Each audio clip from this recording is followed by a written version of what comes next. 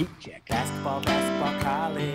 Basketball, basketball, college. Oh, is that time already? Whoa. Hello, everyone, and welcome back to the Heat Check Hangout Conference Tournament Preview Series. I'm your host, Connor Hope, and I'm joined by our special guests, our fearless leader, Eli Boettger, and Geoff Grammer, writer for the Albuquerque Journal, to talk all things Mountain West Conference Tournament. Riley couldn't make it.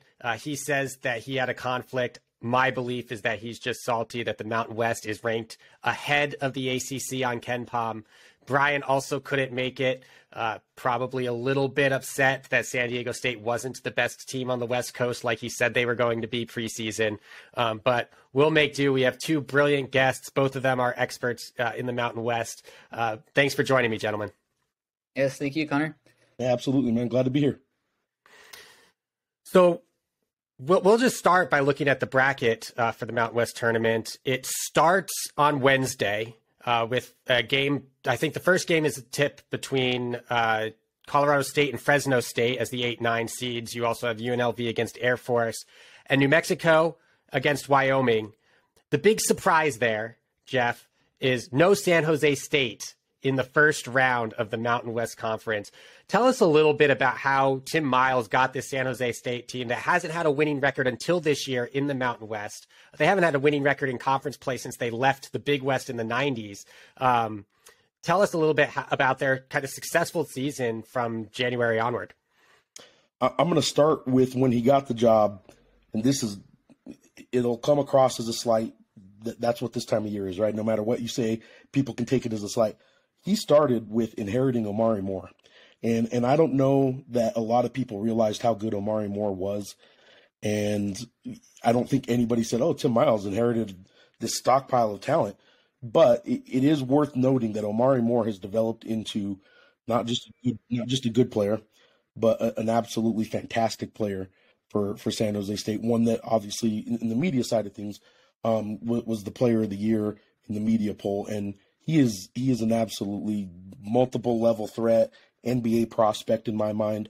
Not draft prospect, but I think Omari Moore can play for a long time, making some money.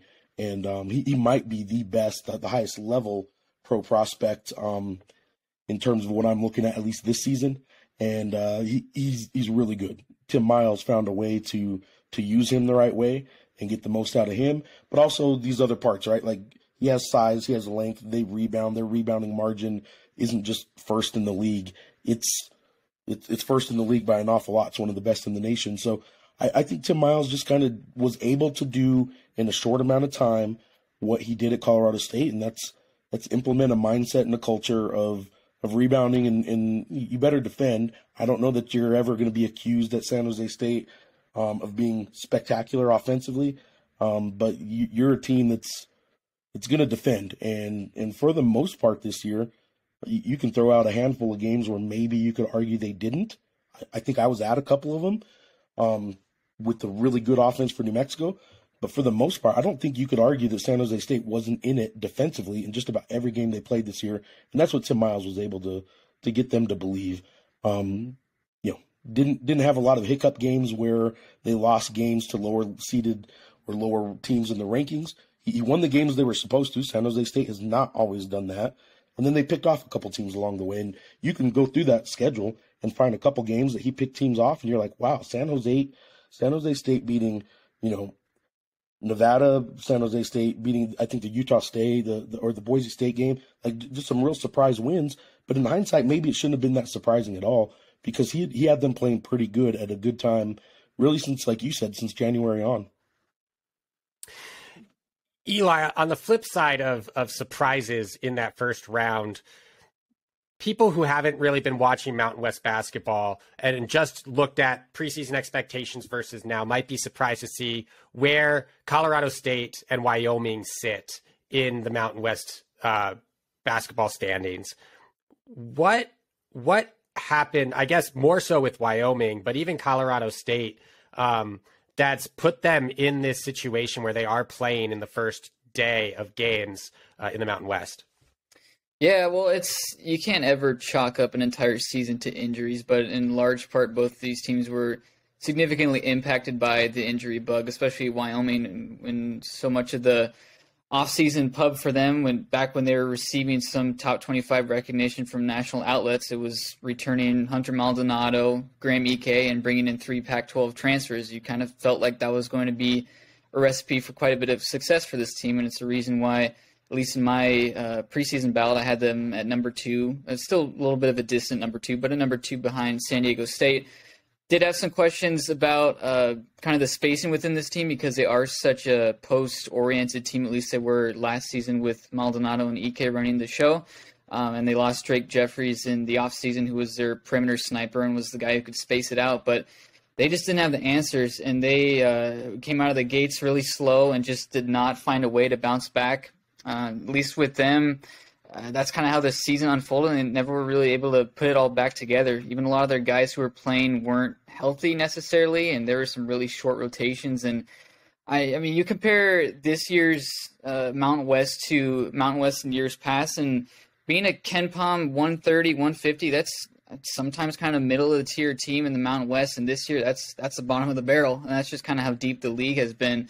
And then in Colorado State's circumstances, I was really looking forward to what this team could look like, even despite the late draft entry by David Roddy, which it wasn't necessarily all that unexpected, but certainly sent off a chain reaction, and then losing Jacob Jennison, who was supposed to be their post guy. He tore his ACL in the offseason. Josiah Strong was supposed to come over and be kind of the number 2 next to Isaiah Stevens, which would have been a really intriguing backcourt. He played, I think, 7 games the entire season. They had some guys who were banged up. And then sure enough, you find yourself on the bottom of the standings. So I feel for guys like Isaiah Stevens and Hunter Maldonado, because we saw what they were able to do last season and just put together marvelous seasons and get to the NCAA tournament. And to have it end this way, it's got to be a sour taste in the mouth. But at least, we get to see what they can do on this stage for one final time. I would jump in real quick on the Isaiah Stevens and Hunter Maldonado thing. If you want kind of I know people want to say this every year for every conference tournament, but if you want a snapshot of why this Mountain West tournament could be wide open, you have Hunter Maldonado as an 11 seed in an 11-team tournament, and you have Isaiah Stevens, leading an 8 seed in an 11-team tournament. And those two guys you can make a case for as being 2 of the best Mountain West players over the past 5 years, maybe the 2 best over the past 4 or 5 years. They're older guys. They're great college basketball players, fantastic college basketball players. And, both of them are all league guys, and they're at the very bottom of the standings in terms of where their teams are right now. So it's those 2 guys being on 8 through 11 seeded teams just kind of speaks to what this tournament could be. Could be chalk, but I don't think it will be. And I think what's intriguing about this tournament in particular is just how much of the bubble implications across the country might hinge on what happens in this Mountain West tournament. I don't think it's fair to consider Utah State a bubble team at this point. I think they're much better than a bubble team, but they sit on Lucas Harkin's last 4 buys currently on his bracketology. I believe they are one of the last 4 teams in on Bracket Matrix. They might be out. I don't know exactly where they are. But this Utah State team, much like some of the other teams on the bubble, really, really great metrics. The wins might not be there. Geoff, what would you say as an argument in favor of Utah State being a team that should make the field? I mean, it probably comes down to the metrics word. It comes down to this is a team that in all the computer polls looks the part and should. Their offense is very clean, very efficient. And the question has to be about those wins, right? What is their A game? When they're at their best, who did they prove that against? Like, what's their best win? And it kind of comes down to what the selection committee is looking for. Do they want to see what you are at your very best? Again, there's a couple of teams in this league that have proven really high-level A games. I think New Mexico, again, is one of them. They're not in the bubble conversation, but they have 2 of the best wins in the entire conference. But they also have losses to Wyoming, losses to Air Force. Utah State has the Weber State loss, I know, and a couple other that aren't looking very good, but they don't have really the bad losses. They don't have the great wins, but they are a very good middle kind of quad two sort of team. And I just think that maybe the metrics kind of debate for those that want to say this team is I guess paper tiger is the word that some people would use. I don't think they're a paper tiger. I think they're a legitimate team. I think their offense can be that good and can catch fire. But if you just look at who they won, that's the question mark. When you have teams or fans of maybe a power conference school that says, oh, yeah, I know we had a losing record in our league this year, but we should be in, not them. I think it's because they're going to say, look, we picked off this power conference team in league play. I don't think Utah State has gone on the road, certainly not on the road, and done those kind of things that are really going to prove themselves to a lot of people that question them. All that said, you can't deny how high they are in all these computer rankings. And you only get there when you're efficiently beating teams the way they have all year. You mentioned New Mexico, Geoff, and you're in Albuquerque. You covered the team. They obviously started the season hot. Didn't lose a single game in the months of November and December. Hit Mountain West play. Picked up the win on the road against San Diego State, which was their second big win after the St. Mary's win. They have the 2 losses to Wyoming and Air Force, albeit without Jalen House. But this backcourt, you've got House, you've got Mashburn, who shoots 40% from 3. You've got KJ Jenkins, who's a 47% 3-point shooter. I think that's top 15 in the country. This backcourt has proven in league play, yeah. This backcourt has proven that they can put points on the board. Their route is the 11 seed Wyoming, Utah State, and then whoever comes out of that pod between Boise State, UNLV, and Air Force, presumably Boise State, on that side of the bracket. Do you see New Mexico making it to that championship game to face either Nevada or San Diego State or San Jose State or someone else on that side? It's crazy because, look, in an honest moment, in a vacuum, yeah, you can see them doing it because I've said this throughout the year. Their A game, I think, is as good as San Diego State's A game, or whoever you want to say the best team in this league. Maybe I won't say New Mexico's better than them, but man, they were a buzzer beater away from sweeping the league champion that won this league by 2 games. Their A game, their offense is so good that if they get just a little bit of defense, yeah, they can go end a 23-game home win streak at St. Mary's. They can end a 16-game home win streak at San Diego State. They can do those kind of. I think those, by the way, are the 2 best wins in the entire conference. The true road win at San Diego State, and then the St. Mary's road win, which Colorado State actually also got. So I think they have the 2 best wins in the entire league. They just don't play a lot of defense, and that's sort of their problem. I think they got figured out on film a little bit on how they were defending some things. I do think Jalen House is a very good on-the-ball defender. I think he's a pest. I think he disrupts a lot of offenses before they can even get set and going, but he gambles a lot. He is a very, not only average, but below average off-the-ball defender. If his guy doesn't have the ball, he just sort of floats around a little bit. He gives them a lot of space, and he hurts them, I think, defensively sometimes. But I don't think Jamal Mashburn Jr. is a very good on-the-ball defender as a guard, and I do think that there are 2 big men who elevated this program from last year to this, in Josiah Alec and Morris Udeze, the 2 6'8" transfer power forwards that they got. I think those 2 guys are foul-prone big men, and so they kind of have backed off the latter part of the year defensively a little bit because they were getting in foul trouble an awful lot early. So defensively is their problem, but offensively, I mean, I'm looking at KenPom right now, and they're 19th. They're 19th best offense in the country right now, and that's with the team that I think a lot of people knew coming in. What we got to do to stop them is just stop those guards, and teams couldn't do it. So offensively, New Mexico can beat anybody. If a team wants to get in a shootout with them, they would gladly oblige, and they would gladly, play a game in the 80s or 90s if teams want to do that. But their Achilles heel is their defense, and I think they give up an awful lot of points that just make you kind of scratch your head. And really, Air Force is the best team to exploit this, but just backdoor cuts. They got backdoor cuts all the second half, or the last month, I'd say. Every team seemed to, if they didn't already have it in their offense, they incorporated something that just had a whole lot of Princeton kind of stuff, a whole lot of backdoor cuts that, for some reason, some inexplicable reason with the Dave Pilipovich on the coaching staff, why the Lobos can't stop these backdoor cuts, I don't really understand. Eli, the one team that I think is squarely and fairly on the bubble in the Mountain West is Nevada.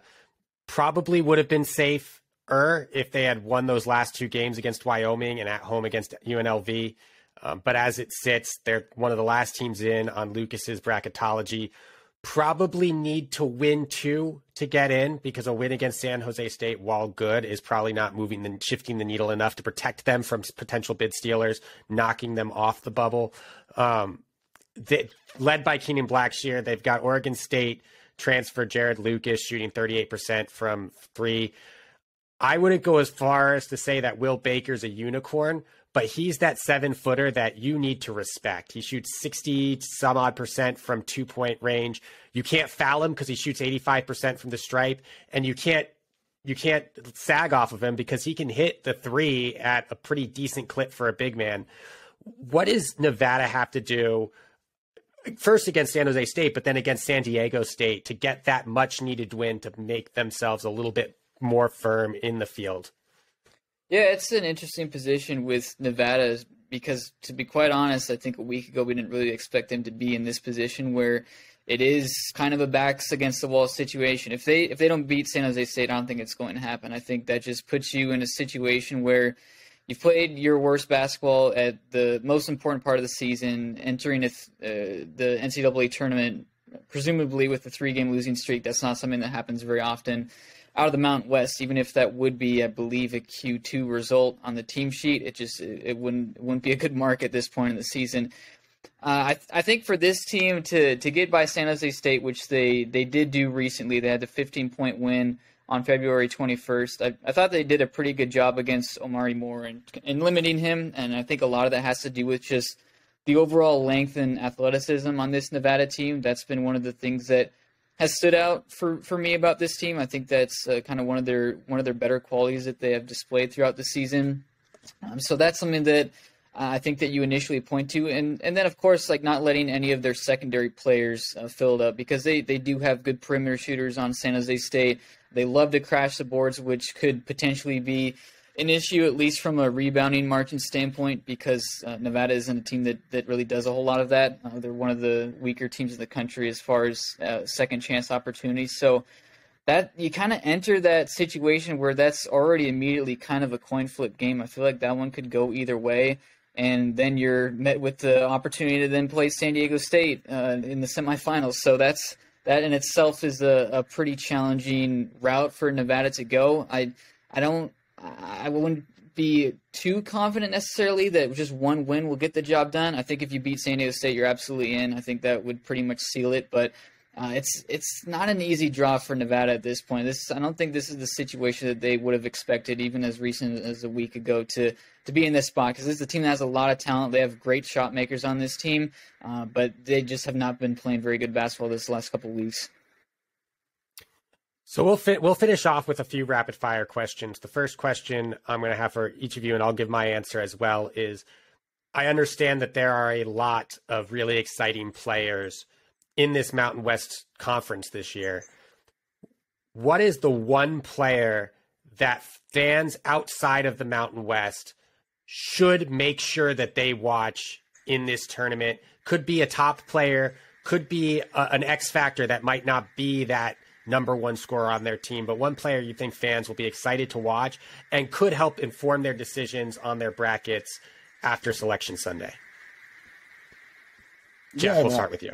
Yeah, I got a couple ideas. I mean, anybody who doesn't know Isaiah Stevens yet probably should watch Isaiah Stevens, because in terms of just great college point guards, I think he's one of them.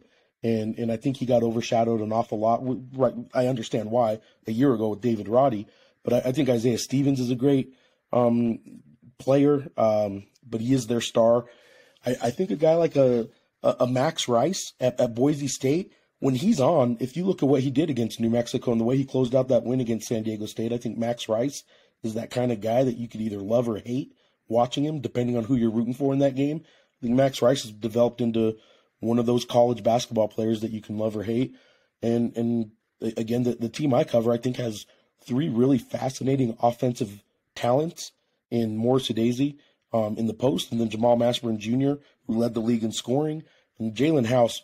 If Jalen House is having one of his Jalen House A games, again, to bring in just sort of they can't always get there, but when they're at their A game, Jalen House can annoy the heck out of any opposing team. He's great offensively. He's a pest defensively. He scored 29 in that road win at San Jose State and San Diego State. And Viejas Arena was just booing him like crazy. And it was one of the coolest things I've gotten to see in about 11 years of covering this league, was the entire Viejas Arena booing one guy and him just wearing the black hat saying, "Bring it on."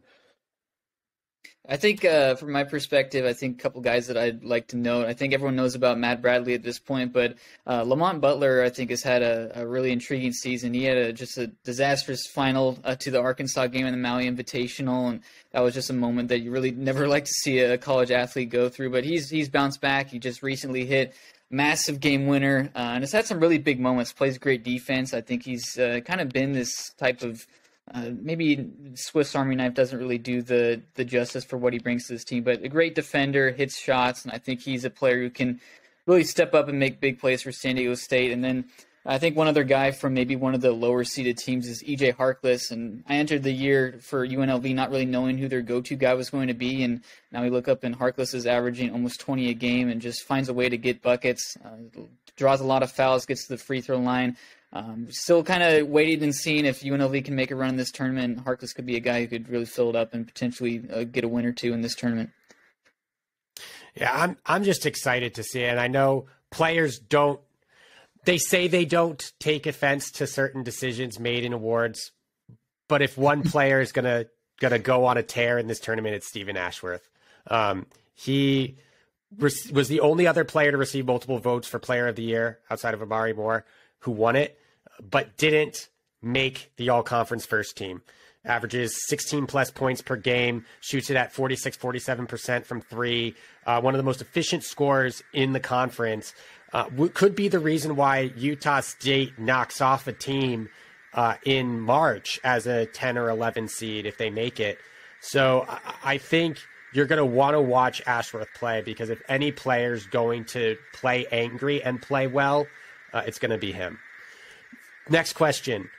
Outside of the top three teams in the conference, who is your dark horse, or top four teams? Let's go top four teams in the outside the top four teams. Who's your dark horse to win the tournament? Geoff. I'd love to say San Jose State, but I can't bring myself yet to think that they're going to win 3 in a row. But man, I didn't think they'd be a five seed either. So you could go with the easy one outside the top four, just go next at 5. But you know, I've covered them for a long enough time that I don't want to keep apologizing for throwing them out there as a possibility. But UNM this year is actually built, because of their offense, a top 20 in the country offense, that they could beat anybody on a given night kind of thing. But man, you sure would like to have a little confidence in their defense over a 3 or 4 game day stretch in the tournament. So I'd say New Mexico's the first day team that has the best chance. But you could also get kind of hot with an Isaiah Stevens carrying a team too. Colorado State maybe doesn't have enough help around him, but I'd say New Mexico would be my dark horse, because I didn't, up until 2 weeks ago, even think they were going to be a dark horse candidate. I'd probably lean into Colorado State a little bit, but just given the way that they played against San Jose State and folded down the stretch, I'm going with the Spartans. I think, why not? I think that they've been playing really good basketball of late. They do a lot that impacts winning, that isn't necessarily just shot making or blocking shots or things like that. They get on the boards, and I think they just play really sound basketball. And if Omari Moore is named the best player in the conference, then you technically have the best player on the floor every time you take the floor. And I'll roll with my chances with them. I'd be curious if they match up with San Diego State, if they could even have a fighting chance in an environment that would be pretty much entirely San Diego State fans. I think that would be a really big trap spot, but crazier things have happened this tournament. So I think it's going to be one of the top 4 teams that ultimately wins the title, but I think that San Jose State been intriguing enough for me to give them a shot here. Yeah, I mean, I think if any team can win 4 in a row or 3 in a row, I think it's New Mexico. I think they have the offense to do that. If that backcourt gets hot and stays hot for 4 games, that's all it takes, right? It takes 4 games over 4 days. You're not expecting months long production from them. 4 games of hot, and once they get hot, they can stay hot. We saw that in the first 2 months of the season. So my dark horse, and I think most people's dark horse, presumably based on when people were watching New Mexico play basketball, is probably going to be New Mexico. Final question, I guess 2 questions. We'll start with Geoff again. Who is your pick to win the conference tournament? And give one bold prediction of what we might see unfold. I think San Diego State is the best team. I know what Boise State just did to them at home the other day. I will go with San Diego State. I think they certainly aren't playing for getting in or not in the tournament. But I think they have a chance at a pretty darn good seed. And I think they know that. And I think that probably losing at Boise State the other day probably gives them something to play for this week that maybe they wouldn't have otherwise. I'll stick with San Diego State. I think their defense, just by metric inches in the metrics, past Boise State, and they are the best defense in the league right now.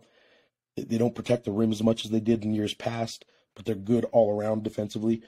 I think San Diego State wins it. Bold prediction for the whole tournament, though.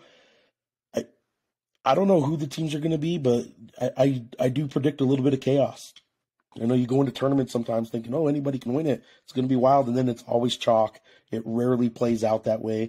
I do think that the top 4 teams in this league are really a lot better than the rest, but I would be shocked if that Final Four, if those semifinals are 1 through 4. I would say 2 of the top 4 seeds don't make it to the semifinals. That'll be my, I guess, bold prediction, is 2 of the top 4 don't make the semifinals. Yeah, I think I'm rarely picking the top seed in this tournament. I think I've only done it maybe once before, but I like the way that this bracket shapes up for San Diego State. I think that the draw favors them quite a bit. I do think they end up winning this thing. I think that most likely it will be Utah State who they end up playing in the final. I think that they match up pretty well with some of the teams that are in their region of the bracket. And then as far as a bold prediction,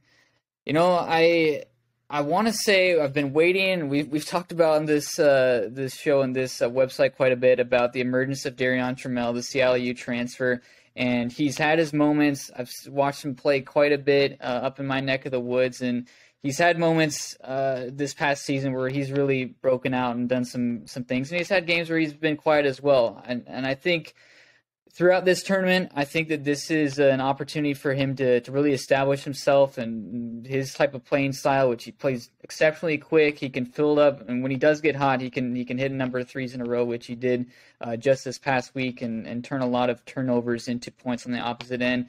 I think he's going to be kind of that name that when people are watching these games that are now on national television, I think that he's going to have one of these performances, whether it be in the semifinals or in the championship, where he really breaks out and people start to figure out, okay, who's this Darion Trammell guy? So I'll lock in those bold predictions, but I do think it's probably going to be San Diego State and Utah State in the final with the Aztecs taking it.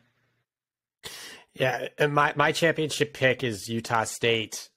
I think they have the best offense in the conference. They're playing for something, if not just respect. Maybe they are safely in the field, but it seems like they're not getting the respect they're due either in the awards or by the bracketologists who are trying to predict what the committee is going to do. I think they win it, and my bold prediction is that San Diego State is the only of the top 4 seeds not to make the semifinals. I think Colorado State clips them there, but Boise State, Nevada, and Utah State all get it done in their first games of this tournament.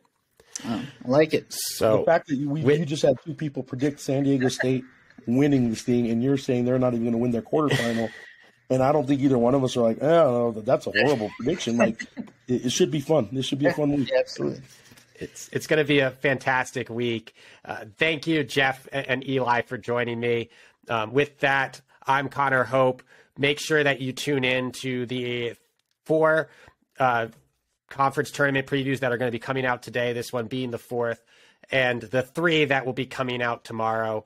And we're almost there, guys. We're almost to Selection Sunday. Hopefully, the Mountain West can be at least a 4-bid league, but only time will tell. So thanks for joining me. Yes, thank you. Guys.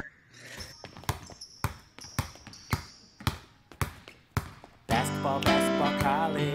Basketball, basketball, college. Oh, is that time already? Whoa, basketball, college.